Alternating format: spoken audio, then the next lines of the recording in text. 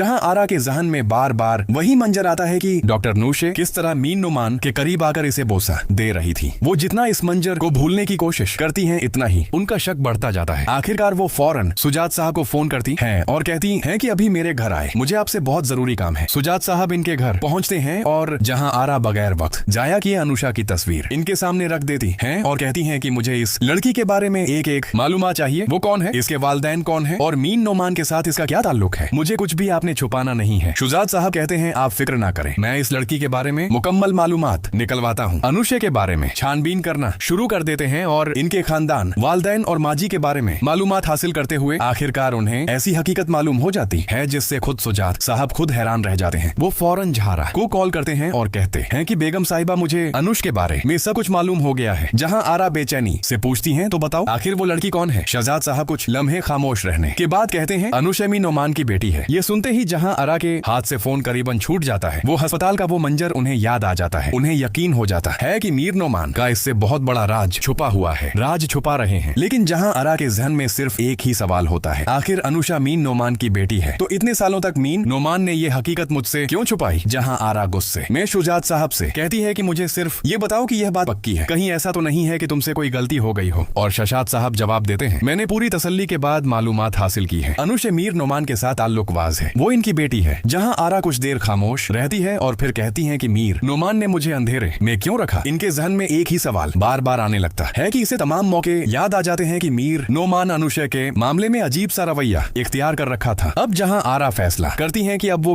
किसी और से सवाल नहीं करेंगी, बल्कि वो सीधा मीर नोमान के सामने जाकर हकीकत पूछेगी। उस गुस्से में कहती है कि अब मैं खुद मीर नोमान से पूछूंगी अनुषा कौन है और मुझे हकीकत मुझसे आप लोगों ने क्यों छुपाई। जहाँ आरा यह जानती है कि अगर मीन नोमान मजीद खामोश रहने वाले नहीं है, वो अनुषा की हकीकत खुद जहाँ आरा को बताने का फैसला कर चुके होते हैं, क्योंकि उन्हें अंदाजा हो जाता है यह राज ज्यादा देर तक छुपाया नहीं जा सकता। अब वो असल इम्तिहान शुरू होने वाला है, क्योंकि एक तरफ तो जहाँ आरा के हाथ में अनुषा की हकीकत आ चुकी है और दूसरी तरफ मीनुमान यह फैसला कर चुके हैं कि वो अपनी बीवी को सब कुछ सच सच बता देंगे। जारा को मालूम हो गया कि अनुषा सिर्फ मीनुमान की बेटी ही नहीं बल्कि इनकी जिंदगी का वह राज है जो बरसों से इन्होंने छुपा के रखा है। तो क्या हकीकत को कबूल वह कर पाएंगी या नहीं। अब जिस तरह से उन्होंने बोसा लेते हुए देख लिया, उन्हें शक पड़ जाता है कि डॉक्टर तो पेशेंट के इतने क्लोज नहीं होता, ठीक है इतने क्लोज नहीं होता, और इस तरह से बोसा देना ये कोई मामूली बात नहीं है। वो शुजात साहब से इन्वेस्टिगेशन सारी करवा लेंगी, जिस तरह वो पहले भी जो आनी है अनुषा की उसके घा के लिए आयजा मंगनी है, और वह तुमसे मोहब्बत नहीं करती,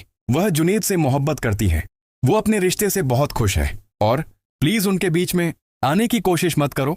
जैसे ही अली ये सुनता है, उसके पैरों तले से जमीन निकल जाती है। वो कहता है कि भाभी आप ये कैसी बात कर रही हैं, आप अच्छी तरह जानती हैं क्या आयजा मुझसे मोहब्बत करती है। तो फिजा यही उसे जवाब देगी कि करती थी लेकिन अब नहीं करती। उसने अपनी माँ की बात मान ली और बेहतर यही है कि तुम भी अपनी माँ की बात खामोशी से मान लो। और उसने वादा अपनी माँ से अब कर लिया है कि वो कभी तुमसे फोन पर बात नहीं करेगी और तुमसे कभी मिलेगी नहीं। तो अब देखना यह है कि आने वाले एपिसोड में आप लोगों को क्या दिखाया जाता है कि अली क्या करने वाला है।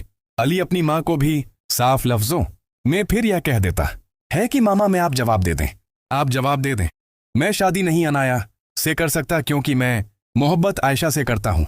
मैंने अपने को बहुत समझाने की कोशिश की लेकिन मेरे दिल में अनाया के लिए कोई मोहब्बत पैदा नहीं हो रही। और दूसरी तरफ जो मीन नुमान है वो हॉस्पिटल में बहुत ज्यादा परेशान होते हैं और वो रजा से कहते हैं कि मैं इस बात को सोच सच के परेशान हूं कि जहां आरा अब क्या सलूक करने वाली है अनुषा के साथ, और वही उसका डर जो है वो सामने आ जाता है। मतलब कि वो रजा नासिर को कॉल कर देती हैं, नासिर को घर बुलाती हैं और उन्हें कहती हैं कि तुम्हें अनुषा से तुम्हारी एंगेजमेंट हो चुकी है और मैं चाहती हूं कि तुम ये एंगेजमेंट तोड़ दो।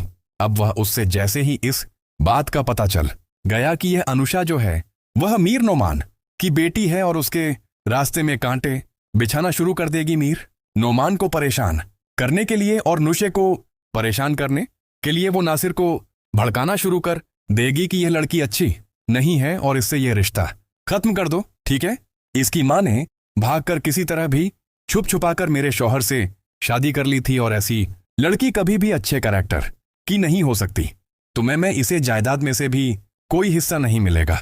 मैं मीन नुमान की जायदाद से एक पाई भी, एक फूटी कौड़ी भी इस लड़की के नाम होने नहीं दूंगी, और बेहतर यही तुम इससे सारे रिश्ते सारे ताल्लुक खत्म कर दो तो नासिर फिर यही बात करेगा कि आंटी मैं बहुत अच्छे से अनुशे को जानता हूं, हम यूनिवर्सिटी में एक साथ पढ़ते थे, तो मैं ये रिश्ता खत्म नहीं कर सकता। जिस पर फिर वो मेरे ख्याल में तो ओसामा को भी बताएगा कि तुम्हारी मामा ने मुझे घर बुलाया था और उन्होंने सारी ये बात इस तरह से मुझसे की है, जिस पर ओसामा भी बहुत ज्यादा परेशान होगा, रजा भी। और फिर वो यह बात अपने बाप को बताएंगे और जब उनके बाप आपको पता चलेगी तो फिर वो मीन नोमान फिर जहां आरा से कहेगा कि तुमने यह बात इस तरह से क्यों की, तुमने रजा को घर पे क्यों बुलाया और तुम अभी से ही मेरी बेटी की जिंदगी में कांटे बिछाना शुरू कर दिए हैं।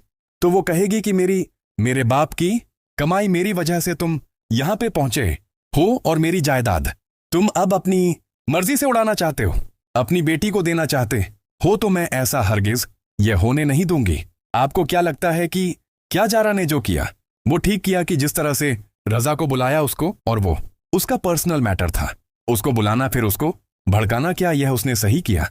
कमेंट्स बॉक्स में अपनी कीमती राय का इजहार जरूर कीजिएगा। मिलते हैं एक नई वीडियो के साथ। अपना बहुत सा ख्याल रखिए।